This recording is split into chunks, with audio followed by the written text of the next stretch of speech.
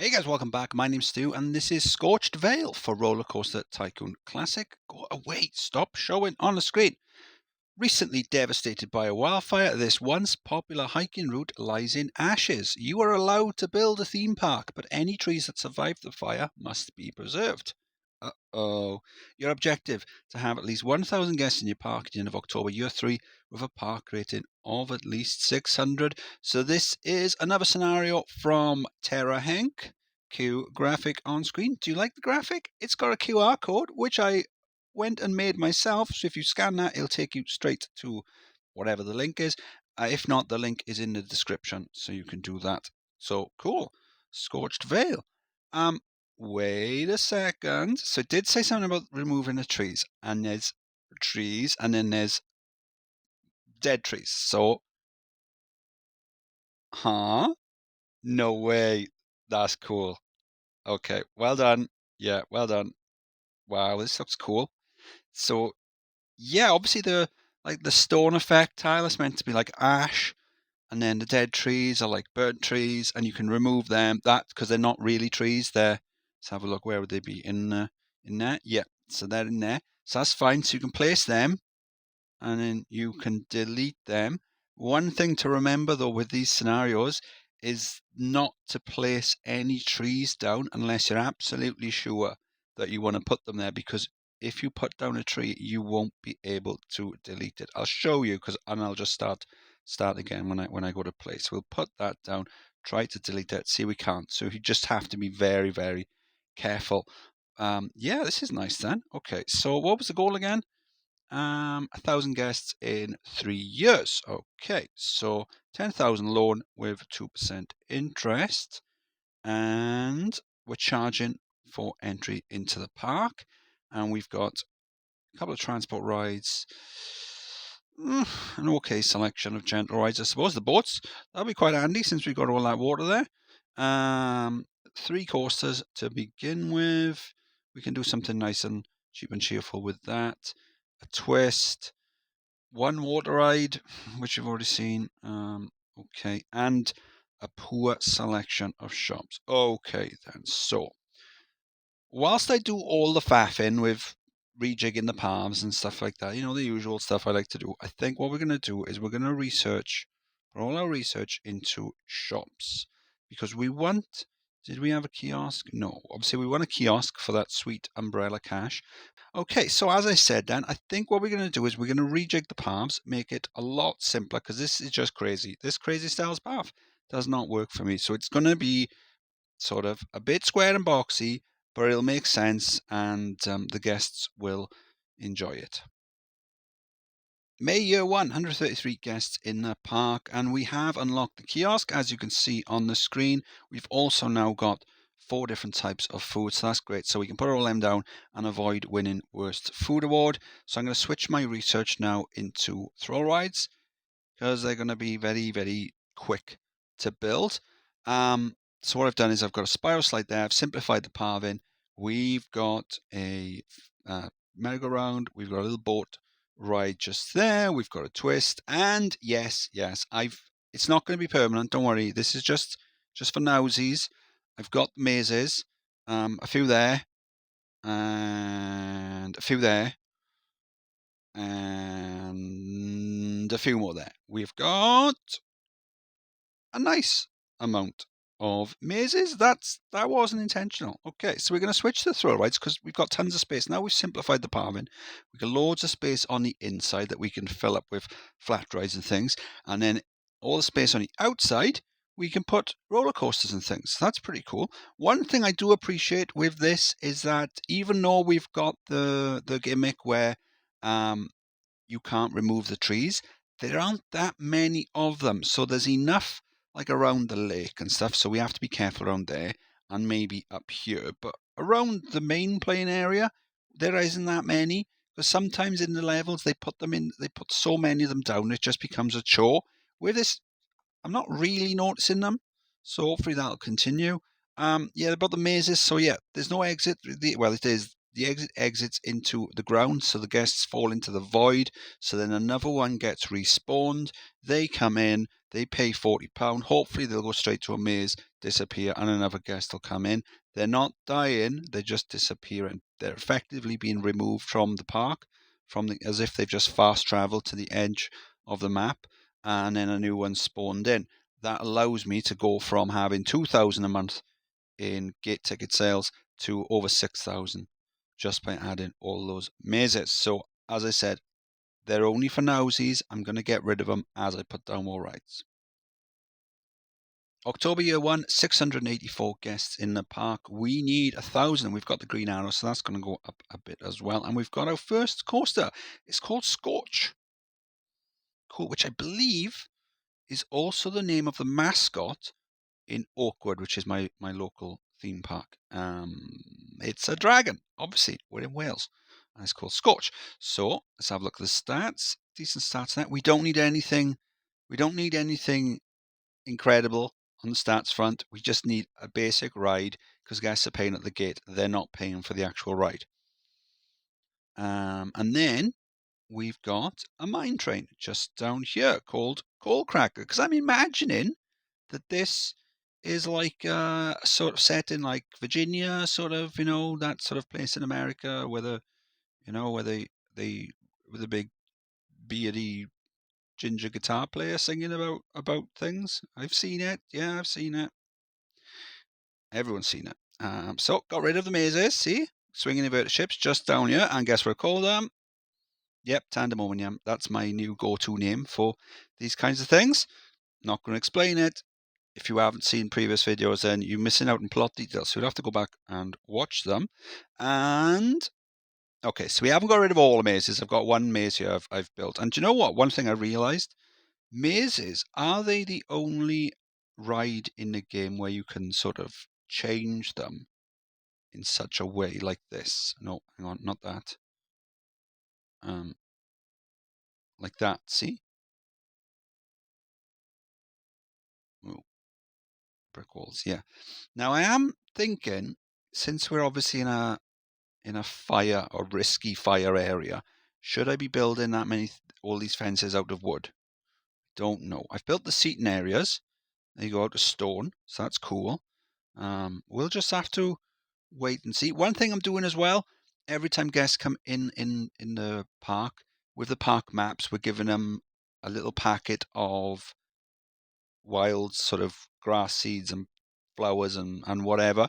And we're encouraging guests, so as they go about the park, to just scatter them on the ground. Hopefully we can get this place to regrow and things like that. So yeah, that should be cool. Little pirate ship just there. Have we shown you that? Little path going across to there. Be cool if we had another path up here maybe. If not, as long as we don't go too crazy on the paths in the middle, we should be fine. April year 2, 937 guests in the park, and we've got the green arrow, so that's only going up. Won't be long before we get to the 1,000 target. So we finished researching all of the thrill rides. It's currently, oh there you go, it was currently researching a gentle ride, and then I've switched it now over to the water rides because we've got a massive lake in the middle, so it would be cool if we made use of that. There you go, water rides, all the thrill rides already gone. Let's have a look then. What else have we got? We got a little car right there. So in the meta of the game, this is like a fire sort of, there you go, fire wagon. So the idea is it comes down, picks up some water, and then it goes off and fights some fire. So we'll have a little display or something. Maybe we'll stick up like a memory, is that what they call them? A memory board or some sort of notice boards, photos and stuff of maybe how the place was before and how it was after the fire, and who knows? Hopefully it'll be nice in the future. October, year 2, almost 1,200 guests in the park, and look, nature is healing. We're starting to get some nice grass growing. It's cool. I've got big plans for this place for the future. Okay, so we've got a top spin down there now, and we've also got a log flume, as you can see, and we've just unlocked a roller coaster. So I think one thing I'm going to start doing is critiquing the scenarios. Okay, so far, don't get me wrong, brilliant scenario. It looks fantastic. Really nice gimmick with the trees and the dead tree objects. So you can't remove the trees, but you can remove the dead tree objects. That's pretty cool. My only criticism for this is the fact that we've got this huge lake in the middle of the scenario, and that those are the only water rides that we've got, and you don't even need water to be able to build the log flume. So that's my only critique. So, other than that, great scenario. Got a Ferris wheel just there. There's the log flume. It's called Log Jam.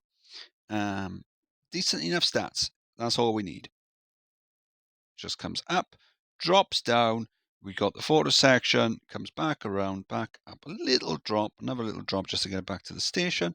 And then over here, then we've got a looping coaster launching out called Ignition.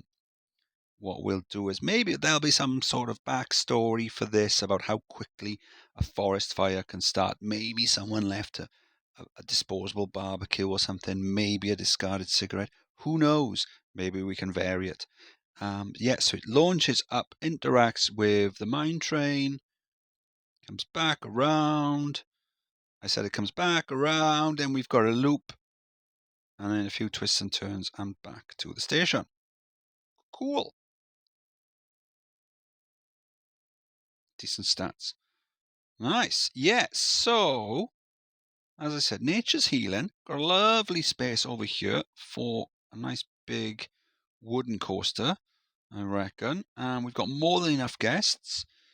So we don't want to go too overboard because we don't want to risk overcrowding. So we just have fun in the last year, see what we can do. June, year 3, and we've got a nice big wooden coaster. And I'm sure you can guess what I've called it, bearing in mind that this place was a pile of ashes when we first took over. So I've called it Phoenix. Of course I have. Nice stats on that. There you go. As the start of it comes up, we're going to have to sort out those block bricks. And then we've got a go-kart track as well. There's interaction with the wooden coaster. So it's looking cool. I think since we've got so much time left, what I'm going to do then, and I'm not going to do this on every scenario. Some of them we probably won't have time, and some of them we'll be able to do enough in game. But I think what I'm going to do, since we've got so much time left, is I'm going to export it and then use OpenRCT to do all like the funky colouring in and encourage the healing of nature is what I mean. Encourage the trees to grow and encourage the grass to grow and all that sort of cool stuff. October, year 3, almost 1,400 guests in the park. We've got way more than we need. We only needed 1,000, and where there was once a burnt out shell of an area, we've now got lush greenery. It's looking fantastic. So one thing I did need to do when I used OpenRCT to spam some trees was I did need to enable sandbox in order to remove the trees that were underneath the supports, just to make it look a bit better, because otherwise you can't remove them. So it's not really cheating, because let's face it, I'd already smashed the goal, and I was just using that to make the place look prettier quicker than what I could do if I had to do it tile by tile in Classic. So where is it? 13th of October. Let's have a quick park tour then. Look at this coaster's looking cool. Where's the start then? So there you go. There's the start. So when we came in, then this whole area was just as I said, a burnt out shell. There'd been a massive forest fire which devastated all the wildlife, all those baby deers and baby rabbits and other things, dead, absolutely burnt to death. Probably smelt amazing, like a nice barbecue or something, but all dead. Anyway, so we researched shops because we only had 3 types of food stalls, and I didn't want to win worst food award because that would have negatively affected the rate the guests spawn in. Plus, we also got a kiosk, so that was a bonus. As soon as we got the 4, then I switched it up to thrill rides, and then I built a nice path loop going around. There already was one going around the lake, but I simplified it because the guest AI just isn't good enough to have complicated paths. I did spam a load of mazes in order to boost the number of guests coming in and boost the number of the amount of money we're making off the gate. And then what I did was I started putting down rides and removing the mazes as we went around. We got our first coaster here, and look how much better it looks with all the greenery and stuff. How about maybe I'll do like a before and after of this shot here. There you go. Creating more work for myself in the editing suite. And then we've got our second coaster just here, Coal Cracker. Let's have a look at the stats second on this one, just to see how it's boosted it. Not a huge amount, but and then Coal Cracker then. Decent stats on that. And then we've got Ignition, our launched looping coaster just there. And we've got our log flume, looks pretty cool. Added some little fences all around, especially around the fire trucks or fire wagons, as I call them. And then we've got a go-kart track just there. And then we've got our our centerpiece ride, Phoenix. Little exclamation mark on that, because that way on the map, on the park map, as I've told you before, the law of Stew Parks Incorporated is that on our park maps, any ride with an exclamation mark means you may get wet. That's why Phoenix has got an exclamation mark, and also Log Jam has got an exclamation mark. Probably the rowboats? No, the rowboats hasn't, because that should be obvious. Yeah, so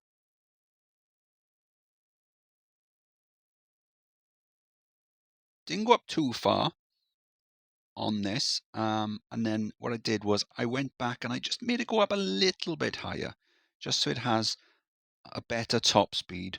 Because when it was slightly lower, this last section, this little bit here where it's coming out as, it was sort of crawling around there. And then by the time it got back around to here, it was going a bit. So that's why I've flattened them out, because it's nice to have the bank turns where the train's going very fast, like now. So if we show you the speed, so it's going 40 down, back up to 40 around here. So it needs the bank turns. But then when it comes up here, it's going slower. There you go. Not so important to have them. It's nice to have a little mix of banked and unbanked, and I'm pressing the wrong button. I'm trying to close it and I'm rotating the screen. So that's annoying. Yeah. I tell you what didn't have unbanked turns was, there you go, Stew! Grand National in Blackpool. The Mobius. That was the wildest coaster I've ever been on. And there you go, another award. Cool. Yeah, that was a great scenario. I loved that. And the park looks amazing, if I do say so myself. Yes, I've just gone round with the tree paint. I mean, nature has healed. I did give it a little helping hand. Just added a little bit and see whether it's turn off. Hide right. Hide scenery. Now, I'm not great at scenery by any stretch of the imagination. But some nice little, see the little bits of the stone and altering your, like a bit of stone there, a bit of mud there, a little bit of sort of speckled grass there, and some normal grass on the edges there, where that was there anyway. Where maybe they're getting a bit more water, so it's going to grow a little bit better. Yeah, cool. Yeah, so that was a fun scenario. Very good. I really enjoyed that. As I said, my only critique of the scenario was the fact that I think the looping coaster first was that there was only 2 water rides, and one of those you don't need water, you can just put it anywhere. But so yeah, that was my only critique. Anyway, this was Scorched Vale, another scenario from Terra Henk. Put the description in the video description, or the link, sorry, in the video description. If you enjoyed the video, please like and subscribe, and I'll see you on the next one. Bye.